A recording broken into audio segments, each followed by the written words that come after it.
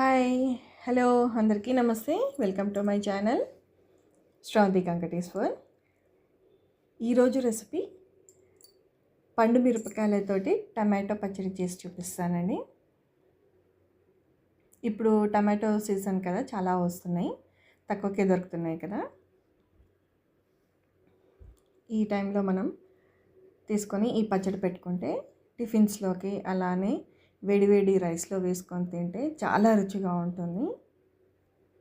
అది కూడా పండు మిరపకాయలతోటి కదా.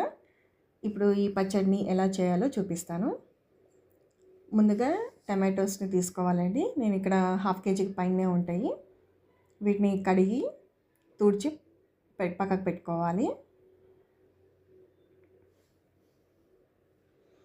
ఇలా పక్కకు పెట్టుకున్న టమాటోస్ని ఇక్కడ చూపిస్తున్న విధంగా కట్ చేసుకోవాలండి. అన్నీ ఇక్కడ నేను కొద్దిగా ఎక్కువ క్వాంటిటీలోనే చేస్తున్నాను.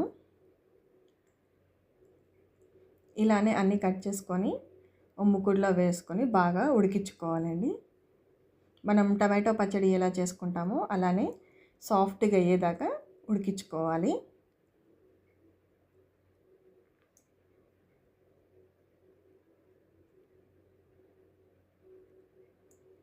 చూసాక టమాటోస్ అంతా మగ్గిపోయినాయి.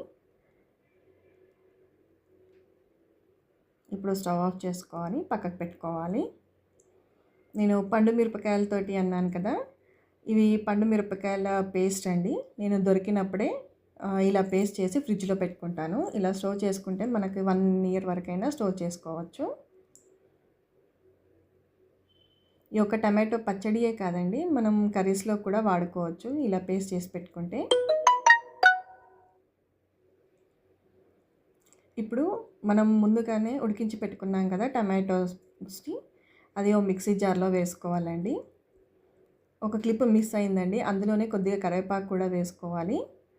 ఇప్పుడు 3 టేబుల్ స్పూన్ లేదా 4 టేబుల్ స్పూన్ వరకు పండుమిర్చి పేస్ట్, అలానే ఎల్లిపాయలు, రుచికి తగినంత సాల్ట్ కూడా వేసుకోవాలి. అలానే ఒక 1 టేబుల్ స్పూన్ వరకు జీలకర్ర వేసుకొని పేస్ట్ చేసుకోవాలండి. చూసారు కదా, ఇలా పేస్ట్ చేసుకుంటే సరిపోతుంది. ఇప్పుడు దీన్ని పోపు పెట్టుకుందాము. అదే మూకుడులో 2 లేదా 3 టేబుల్ స్పూన్ వరకు ఆయిల్ వేసుకోవాలి.